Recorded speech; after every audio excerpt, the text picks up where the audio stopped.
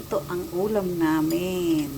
Dahil may bisita, dagdagan ko daw ang ulam. So, steamed fish at chicken, fried chicken with favorite ni Kulit na steam, pumpkins with meat. So, may luto akong soup. Ito yung gulay. Ngayon, kinuha ko yung soup. Ihahalo naman natin siya sa inisang broccoli. Oh. So, ayan. Adi, more gulay. More yummy.